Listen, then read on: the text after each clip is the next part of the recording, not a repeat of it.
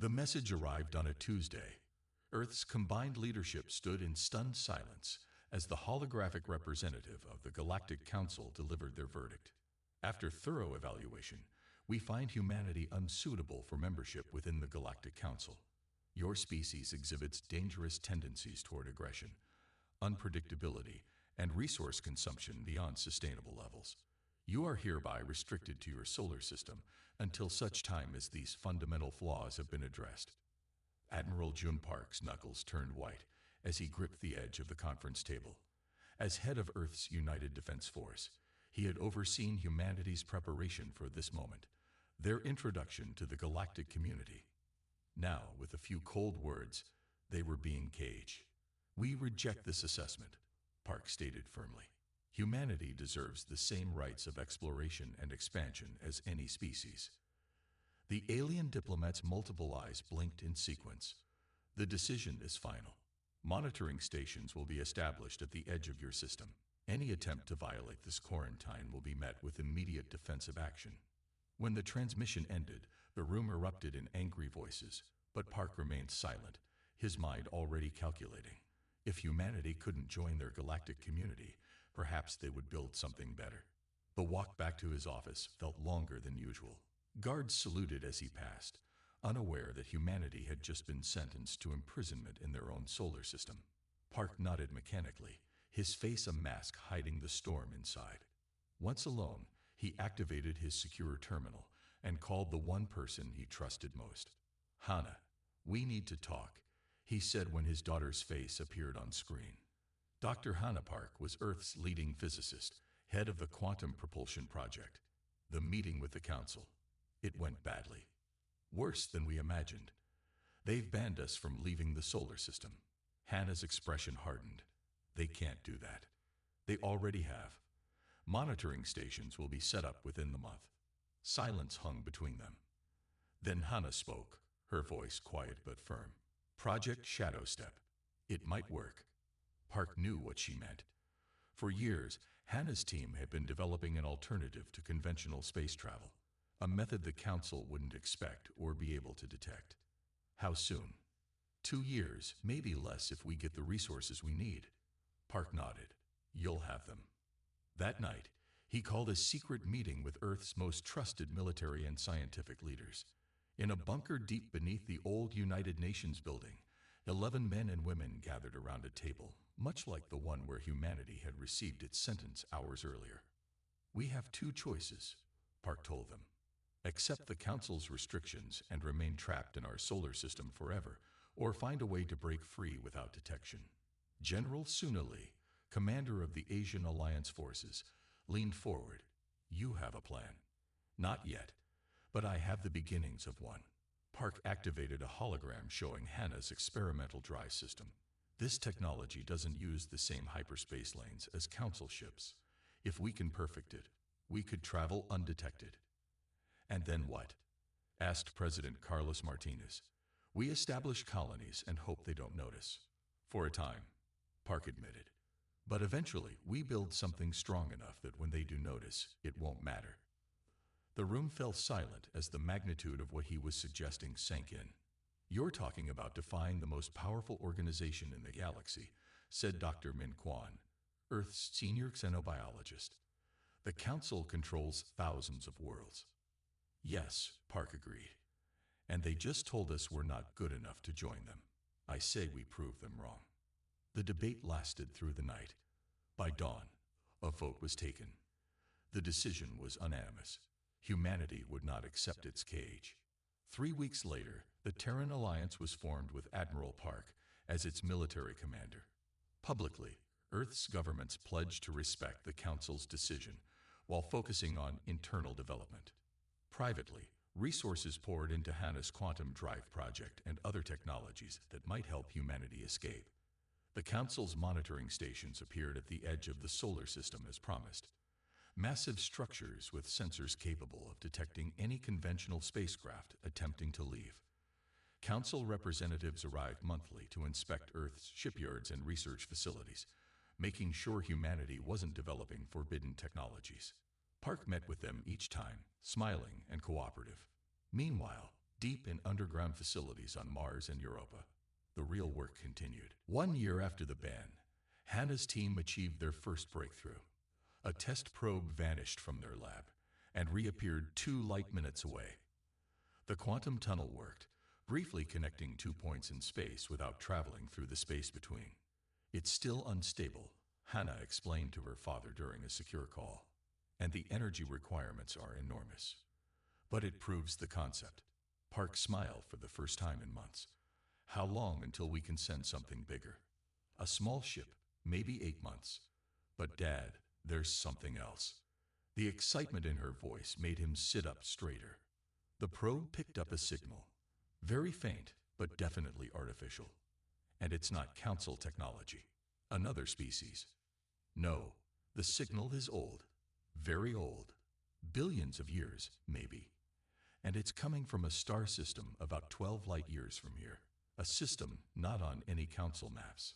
Park felt something he hadn't experienced since before the Council's verdict. Hope, not just for escape, but for discovery. Keep this absolutely secret, he ordered. Not even the Alliance leadership can know yet. The next 6 months were the hardest of Park's life. Council inspections intensified, as if they sensed something was happening. Twice, inspectors nearly discovered hidden research facilities. Meanwhile, Earth's public faced increased restrictions as the Council claimed concerning patterns of non-compliance. Food shipments from Council agricultural worlds slowed, then stopped entirely. Medical technologies were withdrawn. The message was clear: submit completely or suffer. Instead of breaking humanity's spirit, these actions only strengthened their resolve. When Park presented the Alliance leadership with Hannah's findings, the decision to accelerate their plans was unanimous. We're ready for the first man test, Hannah told her father on the day of his 60th birthday. The ship can carry 12 people, enough to start a small outpost. Where will you send them? To the source of the signal. We're calling the star system Horizon. 2 weeks later, in a hidden facility beneath the Martian surface, 12 men and women boarded the ship that would carry humanity's hopes beyond their solar prison.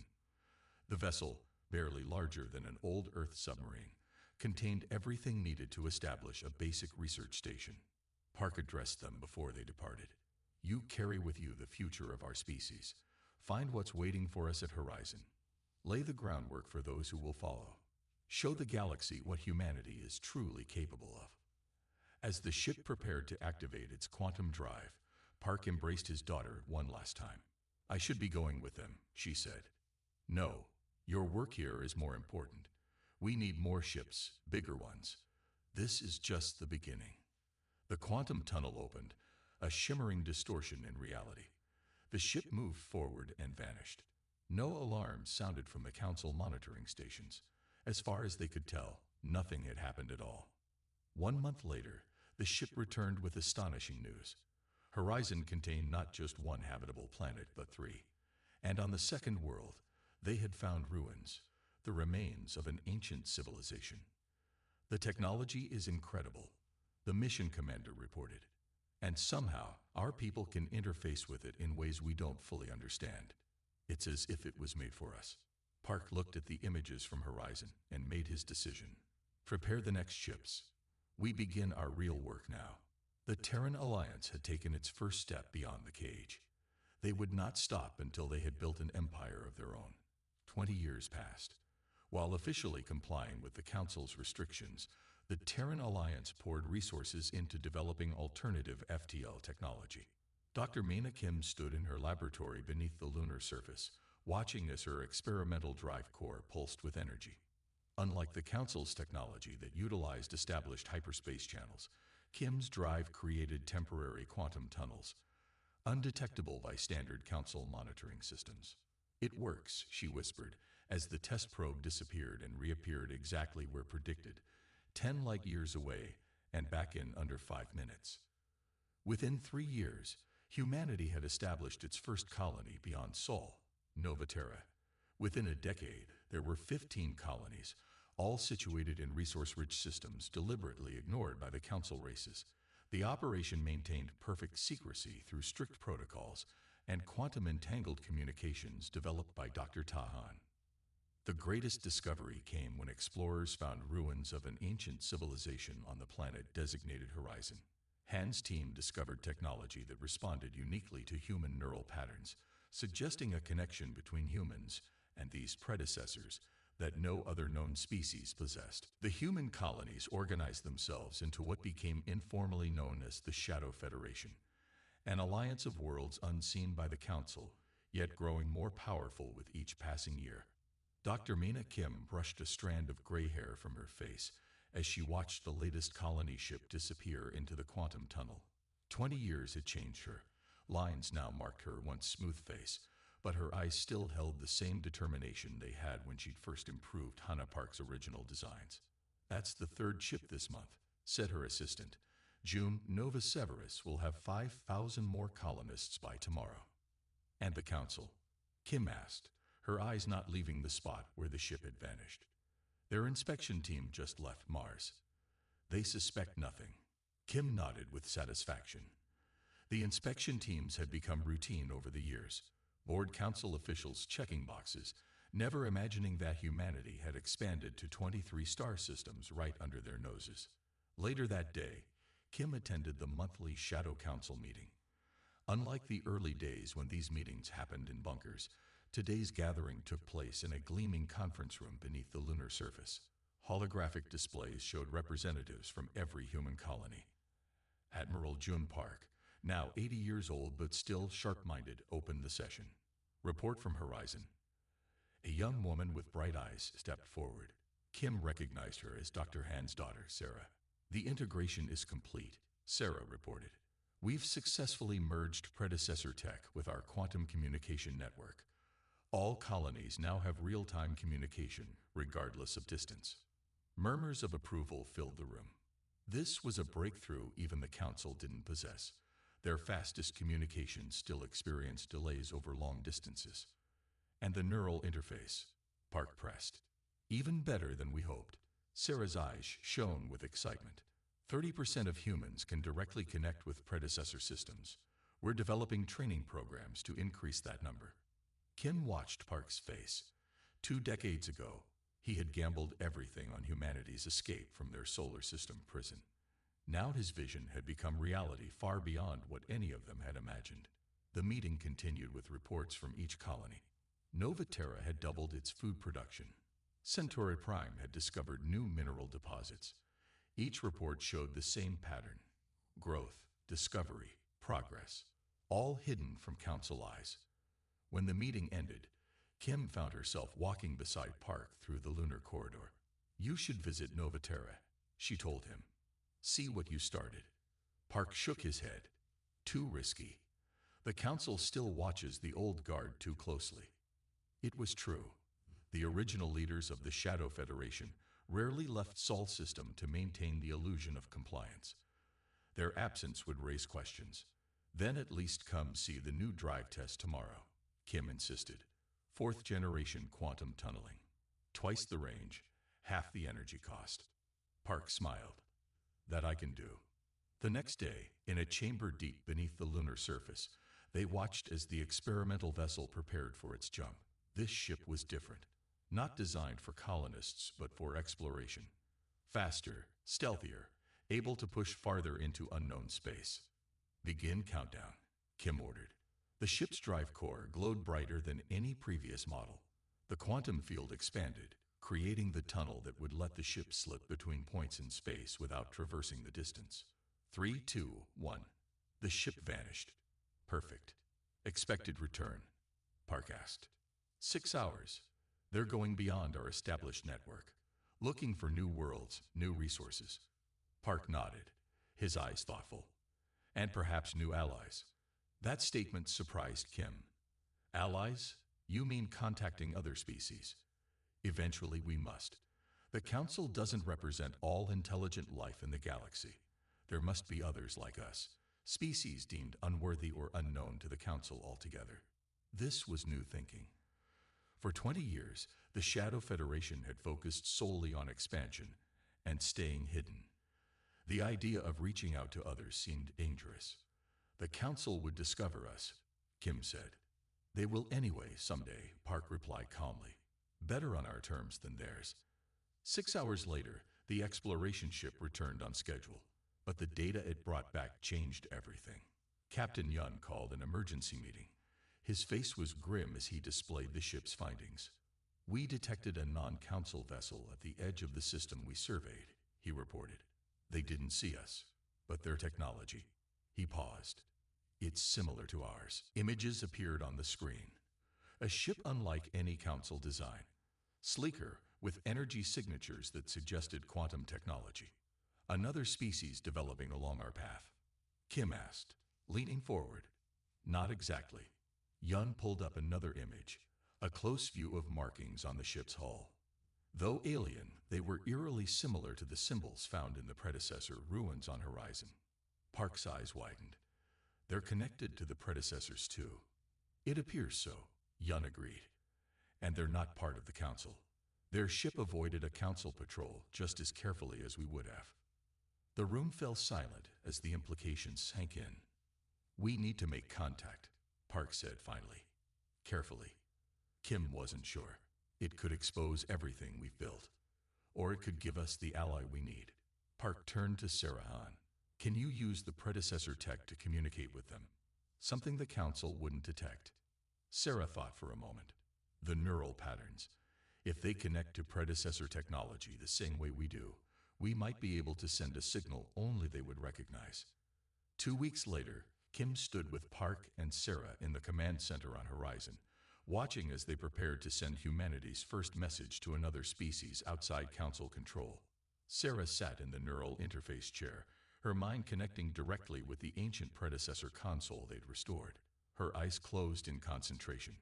"Signal sent," she said after a minute. "Now we wait." The response came 3 days later. Not a full message, but an acknowledgement. A neural pattern similar to human but distinctly alien. Park smiled as they decoded the basic meaning. "We hear you. We also hide. We should talk." "And so begins the next chapter," Park said softly. Kim nodded. 20 years of building in secret. Now we find out we're not alone. The Shadow Federation had expanded beyond anyone's expectations, with 23 colonized worlds, a fleet of ships more advanced than anything the Council possessed, and now the possibility of allies. Humanity had transformed its exile into strength. And still, the Council monitoring stations at the edge of Sol system detected nothing, believing humanity remained safely caged in their home system. Kim looked at the star map showing all their colonies invisible to Council eyes. "We're not just surviving their ban," she said. "We're thriving because of it." Park nodded. "And soon enough, they'll discover just how badly they underestimated us." Commander Sunpark never intended to kill anyone. His mining operation in the Epsilon sector was supposed to be safe from Council patrols. When the alien scout ship dropped out of hyperspace barely 5,000 kilometers from his position, he had seconds to decide. If they report back, everything we've built will be at risk. His second officer, Jin, reminded him. Park gave the order. The mining vessel's hastily concealed weapons systems activated, destroying the patrol ship before it could transmit. Admiral Jun Park, now in his 70s but still leading the Shadow Federation's defense forces, received the report with grim resignation. It was inevitable, he told the Emergency Council. "We've expanded too far to remain hidden forever." The Council investigation into their missing patrol ship would eventually find evidence of human activity. Rather than be discovered on their terms, the Elder Park proposed a bold strategy. "We reveal ourselves now, on our terms, as a unified power too strong to be simply brushed aside." The Shadow Federation dispatched diplomatic vessels to the nearest Council outpost. Their message was simple. Humanity had moved beyond their solar system, had established a thriving interstellar civilization, and were formally declaring themselves as a sovereign galactic power. Commander Sunpark stared at the floating debris on his view screen. His hands trembled slightly as he lowered them to his sides. 26 alien lives extinguished in an instant. The first direct conflict between humans and the Council in 30 years. "Sir, all traces of the weapon signature are fading," Jin reported. "In another minute, it will look like a drive malfunction." Sun nodded mechanically. He was Admiral Jun Park's grandson, third-generation military, raised on stories of humanity's great escape from confinement. Never had he imagined he would be the one to potentially expose everything. Send the emergency transmission to High Command, he ordered. Direct line, triple encrypted. While they waited for a response, Sun ordered the mining vessel to continue normal operations. The crew moved with practiced efficiency, but he noticed their nervous glances. They all understood what was at stake. 3 hours later, a secure transmission arrived. Not from High Command, but from Admiral Park himself. Return to Nova Prime immediately, the old man said, his face showing no emotion. Full stealth protocols. The journey back to the colony took 18 hours. Sun spent most of it alone in his quarters, replaying the moment of decision. There had been no time to request orders, no way to hide their operation before the council ship could scan them. The choice had been simple: be discovered or eliminate the witnesses. Nova Prime had grown into a thriving world of 5 million humans. As Sun's ship descended toward the capital city, he saw the gleaming towers and green parks that symbolized humanity's success beyond Sol.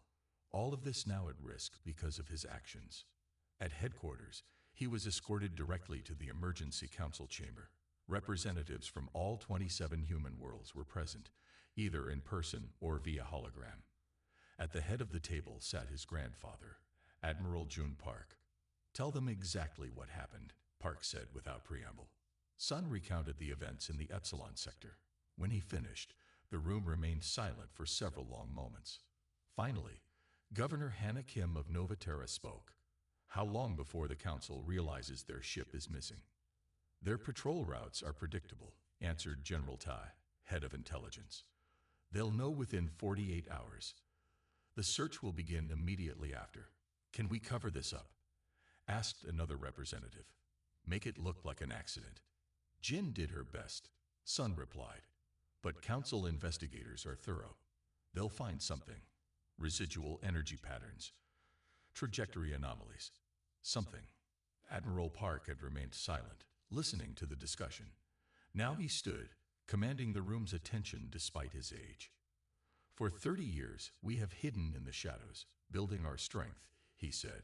We have established 27 worlds, developed technologies that surpass the Council in many areas, formed alliances with 3 non-Council species.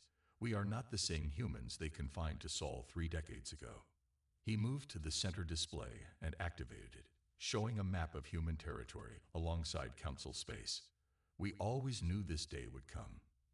The only question was whether we would choose the moment or have it forced upon us. Sun watched his grandfather with a mixture of admiration and guilt. The Admiral had dedicated his life to building humanity's hidden empire. Now Sun's actions might have forced his hand.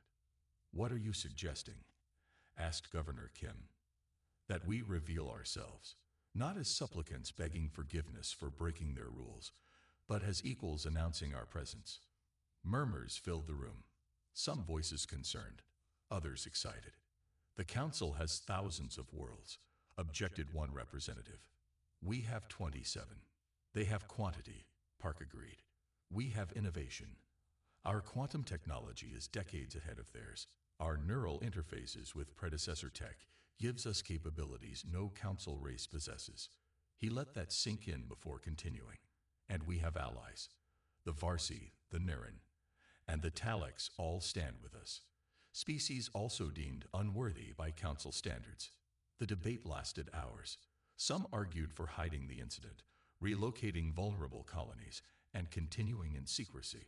Others sided with Park, believing the time had come to step into the light. In the end, they voted. 23 in favor of revelation, 4 opposed. Commander Sun, Park turned to his grandson. You will return to Sol immediately. Inform Earth's leadership of our decision. Sun felt a weight lift from his shoulders. Not forgiveness, exactly, but purpose. His mistake would become the catalyst for humanity's next chapter. What will you do? He asked his grandfather.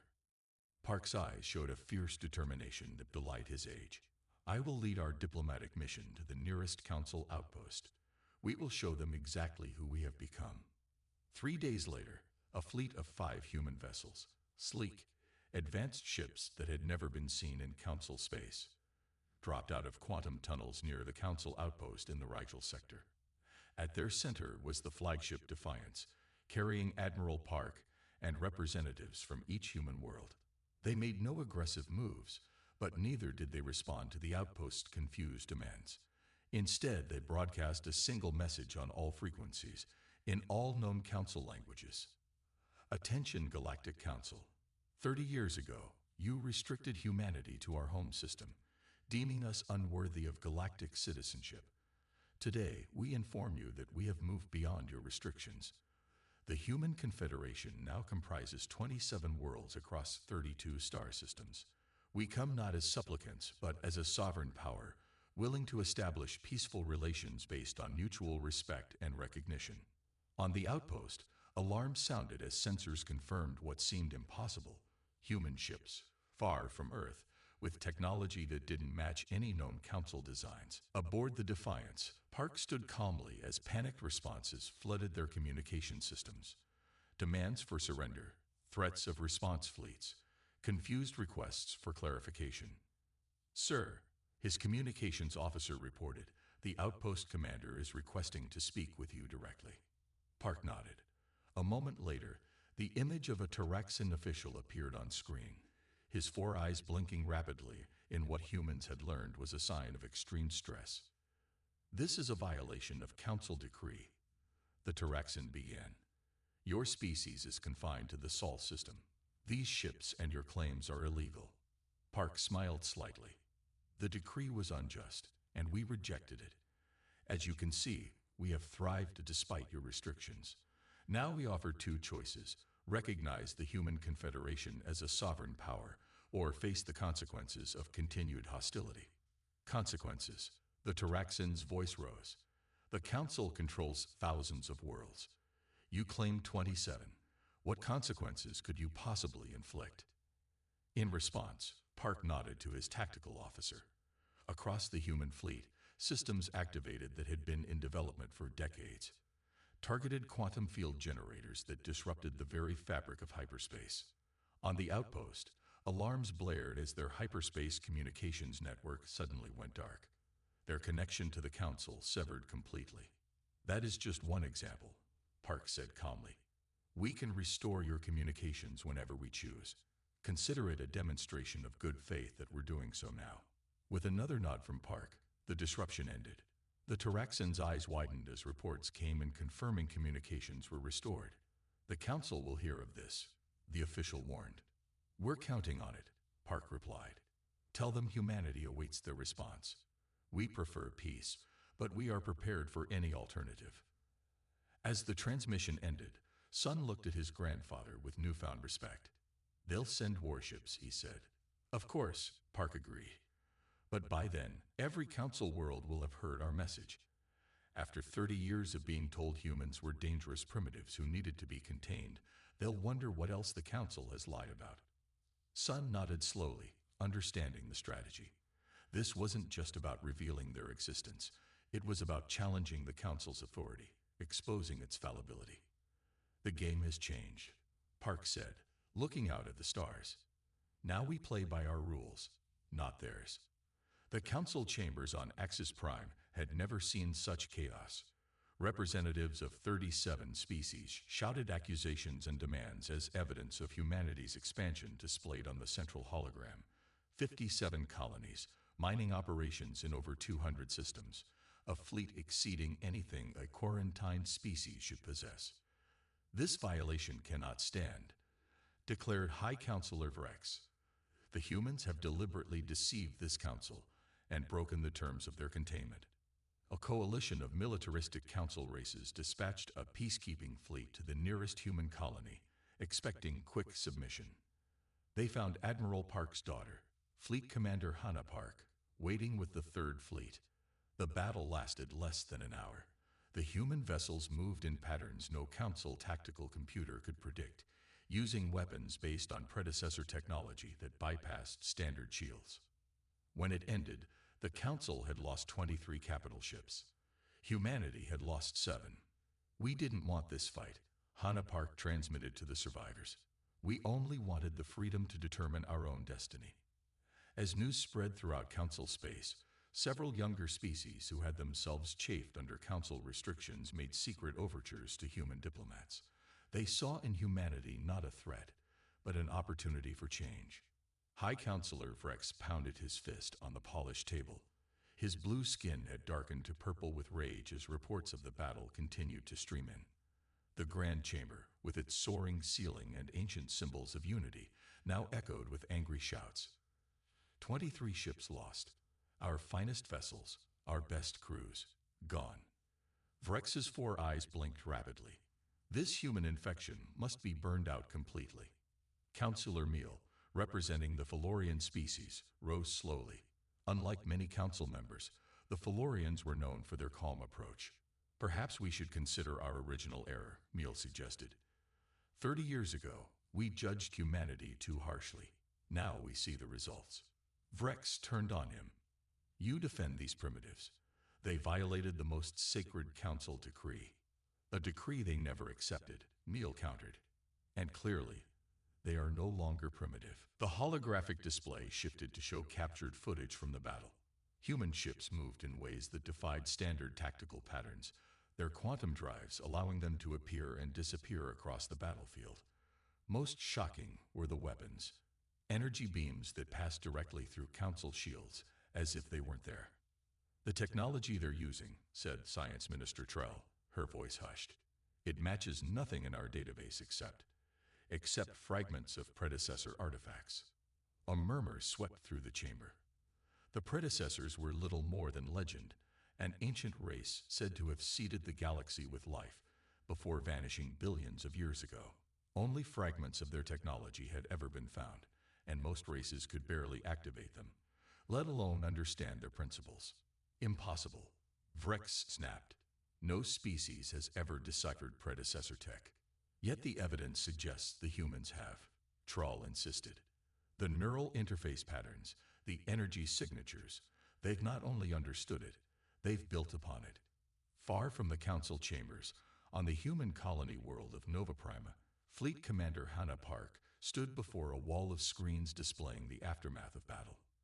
At 52, she had her father's determined eyes and tactical mind. The victory had been decisive, but the 7 lost ships weighed heavily on her. Begin recovery operations, she ordered. I want every survivor found, ours and theirs. Her second-in-command, Captain Min, approached with a datapad. Commander, we're receiving transmissions from across Council space, not from the Council itself, but from individual worlds. Hannah raised an eyebrow. Show me. The messages came from 12 different species, all relatively recent additions to the Council. They expressed everything from cautious interest to outright admiration for humanity's achievement. Some even hinted at dissatisfaction with Council rule. They're reaching out to us, Min said. They see what we've done, built our own civilization despite the Council's ban. And they're inspired. Hannah nodded slowly. My father predicted this. The Council maintains control by convincing everyone they're the only path to galactic civilization. We've proven there are alternatives. A priority transmission interrupted them. Admiral Jun Park's face appeared on the main screen, lined with age but alert as ever. Hannah, he said without preamble, the Council has called for a formal diplomatic meeting. They're sending representatives to the neutral station at Proxima Centauri. A trap? She asked. Possible, but unlikely. Their military is in disarray after your battle. The moderates seem to have temporarily gained control of the Council. What's our response? The old admiral smiled slightly. I'm heading there now with a diplomatic team. The Council expects apologies and submission. Instead, they'll receive our terms. Back on Axis Prime, the Council debate had devolved into factions. The Hardliners, led by Vrex, demanded immediate military action, a massive fleet to crush all human worlds. The moderates urged caution and diplomatic engagement. A third group, mostly newer council members, suggested reconsidering humanity's status entirely. We should learn from them, argued Representative Leary of the Novan species. Their quantum technology alone could advance our civilization by centuries. Learn from rule breakers, Vrex scoffed. You suggest we reward their defiance. I suggest we acknowledge reality. Leary replied calmly. They have built 57 colonies right under our monitoring systems. Their technology surpasses ours in several critical areas. And they clearly have a connection to predecessor artifacts that none of our species possess. The debate raged for days. Finally, a compromise was reached. A diplomatic mission would meet with human representatives at Proxima Centauri, a star system on the edge of what was now revealed to be human space.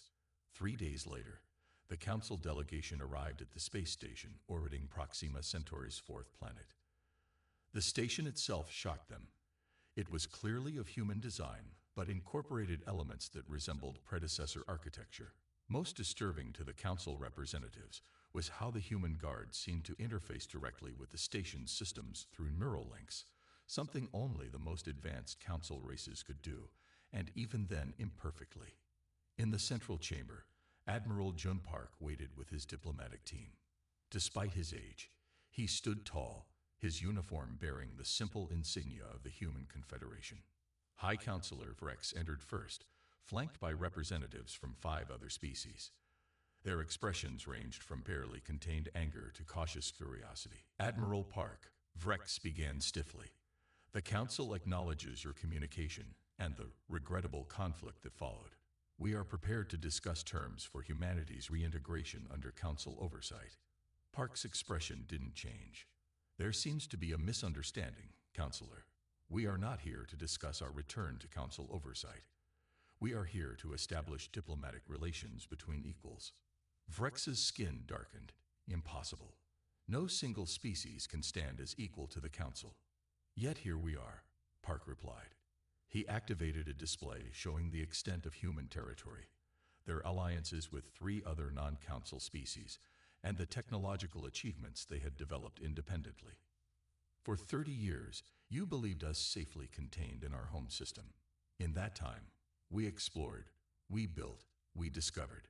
Most importantly, we found our own path. Park moved closer to the Council delegation.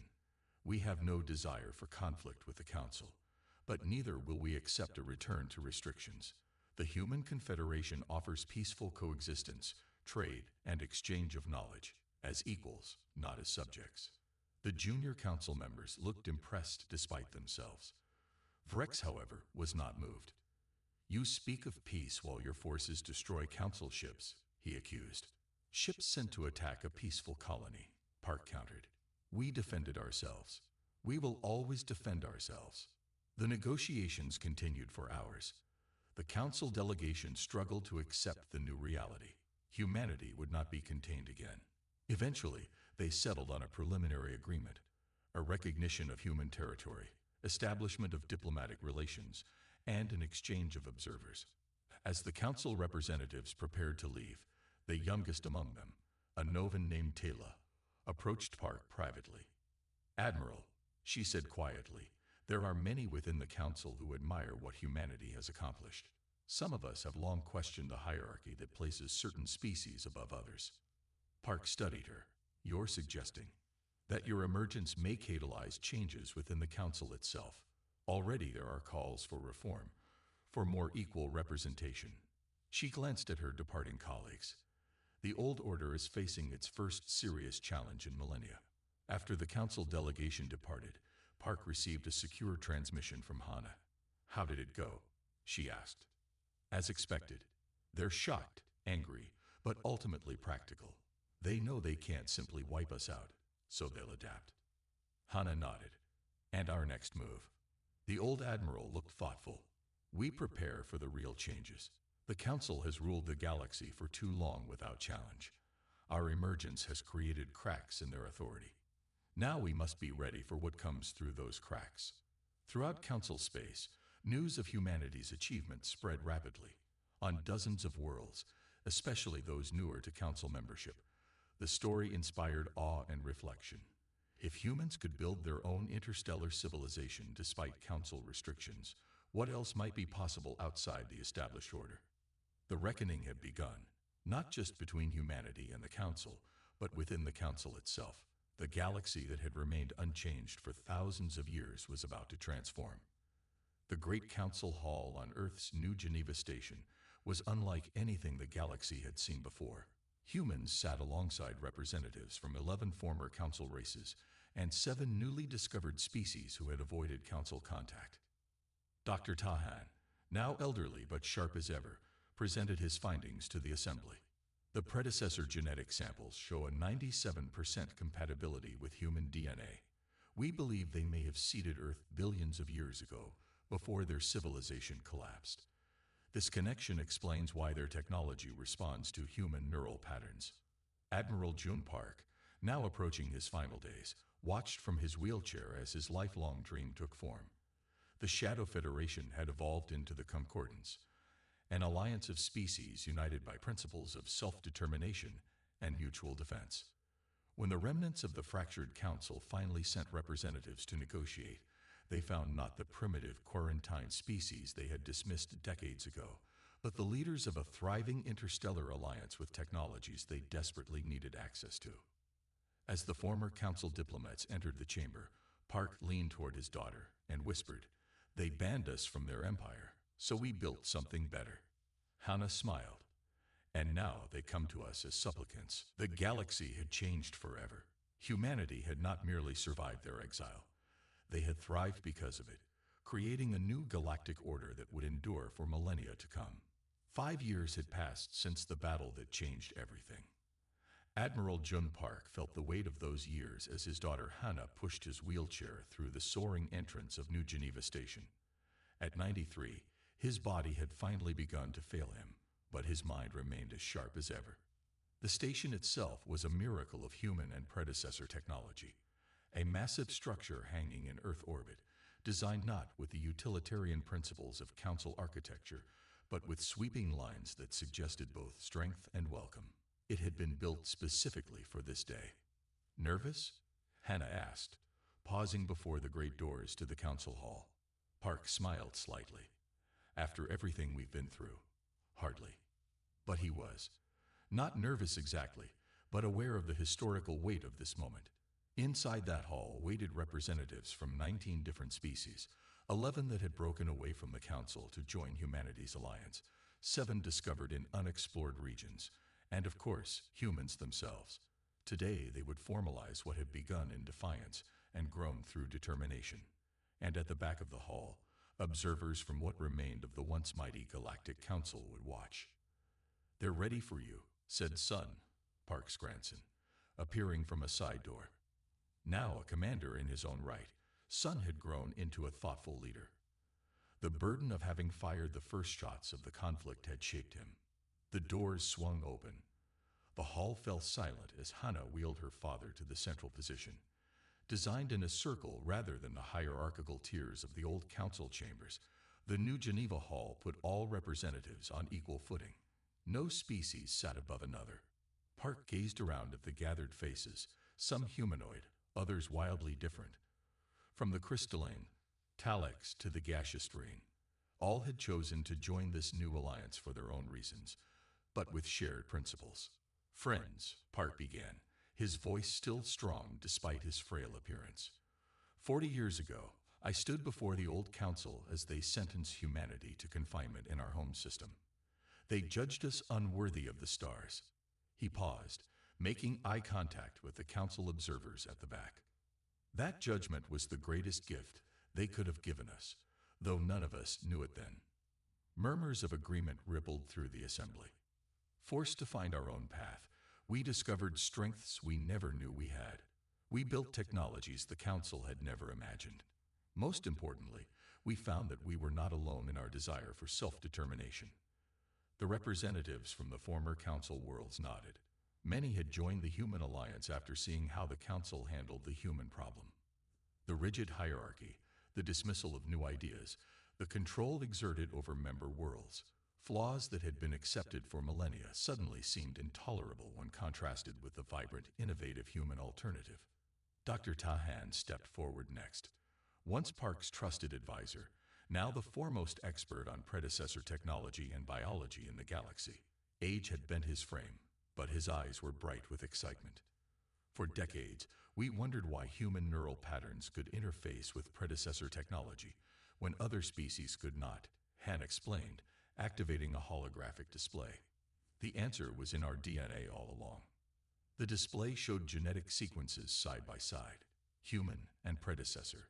The similarities were unmistakable.